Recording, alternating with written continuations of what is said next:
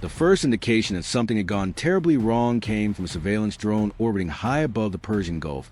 Just after 2 a.m., operators monitoring the feed watched as an entire section of Iran's southern coastal defense network suddenly shifted into emergency mode. Radar dishes rotated aggressively toward the sea. Missile crews rushed into hardened launch bunkers. Convoys of armored vehicles began climbing narrow mountain roads toward one of the most heavily guarded military facilities in the country. Inside the underground command center overlooking the Strait of Hormuz, senior Iranian officers believed they were preparing for an American naval response. They had no idea the real threat was already moving toward them through the darkness.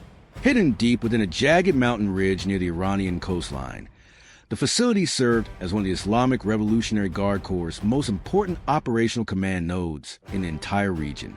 Massive underground tunnels housed anti-ship missile systems, drone coordination centers, encrypted communications arrays, and electronic warfare equipment capable of disrupting military and civilian traffic throughout the Gulf.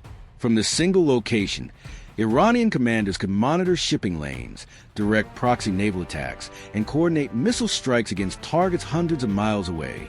For years, the complex had been considered nearly untouchable. Layers of radar coverage protected the surrounding airspace. Anti-aircraft batteries were concealed along nearby cliffs. Reinforced blast doors shielded the tunnel entrances from conventional bombing. Underground chambers dug deep beneath the mountain were designed to survive sustained air attacks. Iranian commanders trusted the mountain to protect them. They were mistaken. For nearly a year, American intelligence agencies had quietly tracked unusual activity around the facility. Satellite imagery revealed expanding tunnel systems and fresh concrete fortifications. Signals intelligence intercepted encrypted communications between missile brigades operating across southern Iran.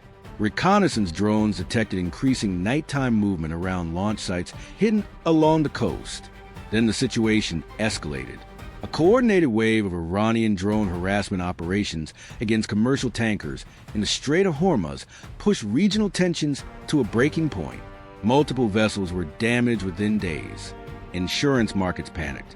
Global energy analysts warned that even a temporary disruption in Gulf shipping could trigger economic shockwaves across the world.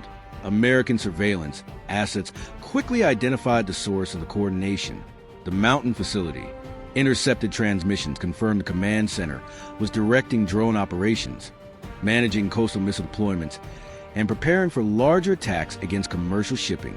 Intelligence analysts warned that if the site remained operational, the next escalation could shut down the strait entirely. The response moved forward immediately. The target would not be bombed from a distance. It would be seized from the inside. The mission was handed to the 75th Ranger Regiment. Inside a classified operations facility hundreds of miles away, Ranger commanders studied terrain projections covering entire walls. The target area looked like a fortress carved directly into the mountain itself. Narrow access roads wound through steep ravines lined with observation posts and hidden fighting positions. The surrounding ridges gave Iranian defenders commanding views over every possible approach. A conventional assault would become a massacre. That was why the Rangers were chosen. They specialize in rapid infiltration, close-quarter combat, and overwhelming violence delivered with surgical speed. Attached to the operation were Green Beret reconnaissance teams, Air Force combat controllers, intelligence specialists, and the Night Stalkers of the 160th Special Operations Aviation Regiment. Supporting assets included F-35 stealth fighters, Apache gunships, electronic warfare aircraft, and naval forces positioned deep inside the Gulf. The operation required absolute precision. Failure inside Iranian territory could ignite a regional war.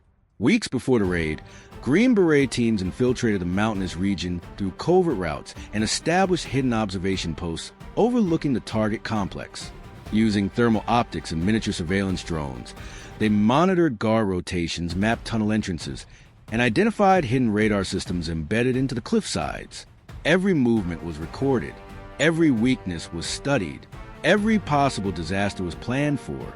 Meanwhile, Ranger assault companies rehearsed continuously at remote training facilities built to replicate the exact layout of the underground compound. Mock tunnel systems stretched beneath desert ranges, while breaching teams practiced demolishing reinforced doors under simulated combat conditions. The training became relentless. Night after night, Rangers rehearsed helicopter insertions, bunker clearing operations, casualty evacuations, and coordinated assaults under blackout conditions. Soldiers checked laser aiming modules, suppressors, encrypted radios, thermal optics, breaching charges, and ammunition loads until every movement became automatic. There was no room for hesitation. Inside nearby hangars, Night Stalker pilots reviewed low-altitude flight paths through Iranian mountain corridors. Modified MH-47 Chinooks and MH-60 Blackhawks were equipped with advanced terrain following systems, infrared suppression equipment, and additional fuel capacity for deep penetration into hostile territory. The pilots understood the risk better than anyone. If Iranian radar detected the helicopters too early, surface-to-air missile batteries would turn the mountain valleys into death traps. Still, the operation moved forward. Just before midnight, the helicopters lifted off under total radio silence. The aircraft flew low across the dark waters of the Gulf before crossing into Iranian airspace at dangerously low altitude. Inside the helicopters, Rangers sat beneath dim red lights with weapons secured tightly against their body armor. No one spoke. The only sound came from the steady vibration of rotor blades slicing through the night air. Ahead of the formation, stealth drones and electronic warfare aircraft disrupted sections of Iran's radar network, while F-35 fighters crossed the coastline undetected and positioned themselves for suppression strikes if the mission collapsed. The deeper the helicopters pushed inland, the more dangerous the situation became. Iranian radar stations swept the coastline aggressively.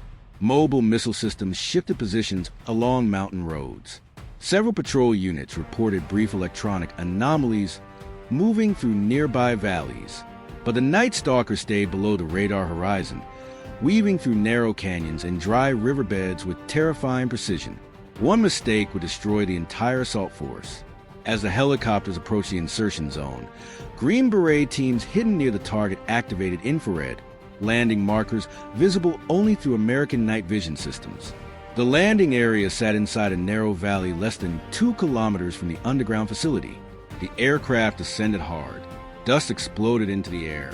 Before the helicopters fully touched down, Rangers flooded onto the valley floor and immediately established perimeter security. Heavy weapons teams moved toward elevated ridgelines, while assault elements disappeared into narrow mountain gullies, leading toward the target complex. Far above them, Iranian sentries continued scanning the darkness, completely unaware. That changed seconds later. A Ranger sniper team eliminated 2 perimeter guards overlooking the southern approach, while breaching specialists cut silently through exterior fencing near a maintenance entrance hidden against the cliffside. Simultaneously, electronic warfare teams jammed internal communications frequencies across the facility. Then the alarms activated. The mountain erupted. Apache helicopters swept over the ridge and launched Hellfire missiles directly into anti-aircraft positions guarding the compound. Massive explosions tore through radar arrays and defensive gun emplacements, while F-35 struck secondary missile batteries hidden along the coastline. The night sky flashed orange. Shock waves rolled across the mountains. Inside the facility, Iranian personnel scrambled through smoke-filled corridors attempting to organize defensive positions. Emergency sirens echoed through underground chambers as commanders shouted conflicting orders over collapsing communication systems. But the Rangers were already inside. Breaching charges detonated against reinforced tunnel entrances with deafening force. Steel blast doors folded inward as assault teams stormed through the smoke using flashbang grenades and suppressed rifle fire. The assault had begun. Inside the underground tunnel network, visibility collapsed beneath drifting smoke and emergency lighting. Rangers moved room by room through barracks, control stations, drone coordination centers, and weapon storage chambers with disciplined aggression. The operation accelerated fast. Military working dogs swept ahead searching for hidden defenders. Combat engineers cleared choke points while intelligence teams seized hard drives, encrypted servers, and classified operational documents scattered throughout command rooms. Then resistance intensified. IRGC fighters established defensive positions near the lower command sectors and opened fire from reinforced corridors protected by concrete barricades and machine gun nests. Gunfire exploded violently through the tunnels as sparks ricocheted from steel walls and overhead pipes. For several dangerous minutes, the advance stalled. The defenders refused to break. Then Ranger breaching teams moved forward. Explosive charges shattered the barricades in a series of violent blasts that shook the entire underground complex. Stun grenades flooded the corridors with blinding light before Rangers surged through the breach with overwhelming speed. The defensive line collapsed almost instantly. Deep inside the primary command chamber, American forces uncovered the true scale of the operation being coordinated from the mountain facility. Massive digital screens displayed real-time shipping movements throughout the Strait of Hormuz. Drone strike routes were already programmed into launch systems. Missile batteries across the coastline stood on active alert awaiting authorization. The next phase of escalation had already been prepared. The discovery changed everything. Intelligence specialists immediately began extracting data from communication servers, while Rangers secured additional classified materials tied to Iranian naval operations throughout the Gulf. But outside the compound, the situation was deteriorating rapidly. Intercepted communications confirmed Iranian quick reaction forces were converging on a ridge from multiple directions. Armored vehicles, infantry columns, and helicopter units had begun moving toward the battle zone. The clock was running out. Green Beret teams positioned along nearby ridgelines coordinated devastating close-air support strikes against approaching reinforcements. Apache helicopters shredded enemy convoys moving through mountain passes, while armed drones tracked additional units attempting to reach the facility. Several never made it. Inside the underground complex, demolition teams began the destruction phase. Thermite charges were placed on missile guidance systems, drone coordination servers, communications arrays, and electronic warfare equipment. Breaching explosives were wired across tunnel, intersections, and fuel storage areas buried deep beneath the mountain. The atmosphere inside the facility became unstable.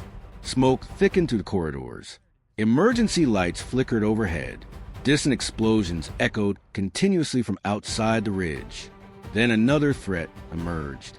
Thermal surveillance detected multiple Iranian attack helicopters lifting off from a nearby airfield and heading directly toward the combat zone.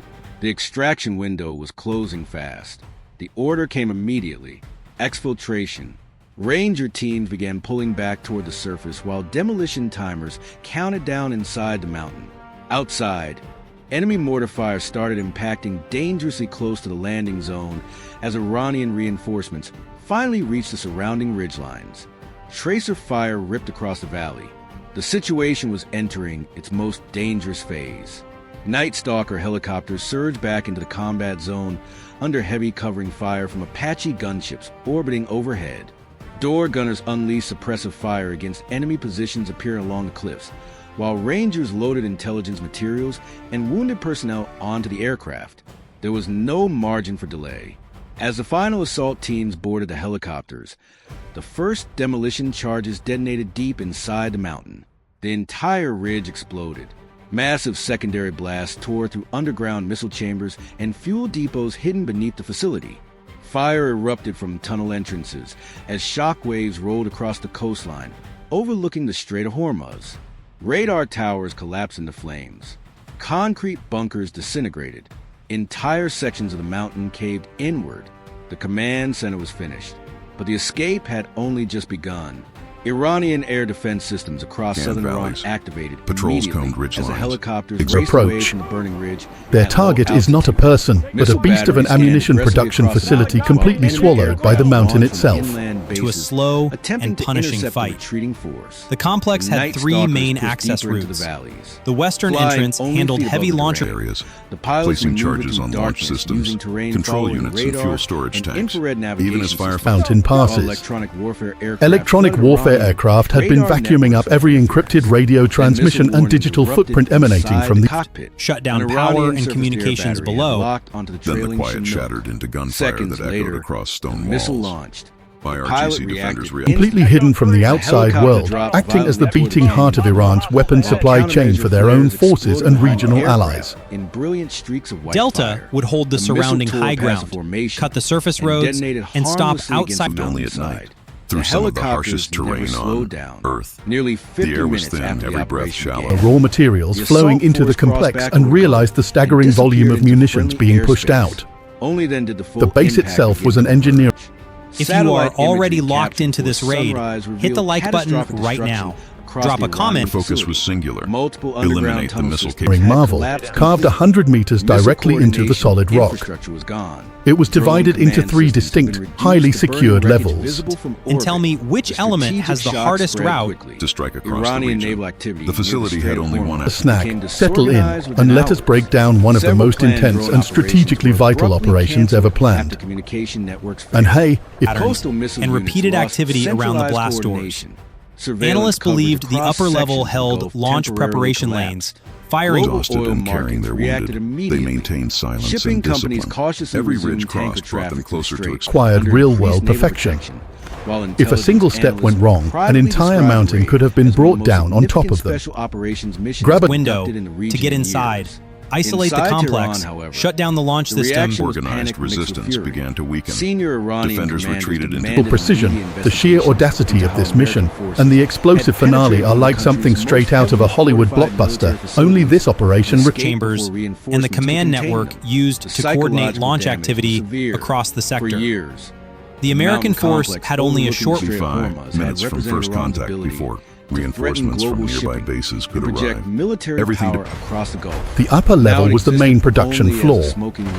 Here, heavy machinery stamped out shell casings while automated assembly lines. The first minutes were designed to stun the perimeter, pin the defenders into cover, and stop any organized movement between 12 medium-range ballistic missile launchers had been positioned inside a fortified complex designed. Lines packed projectiles with lethal explosive payloads.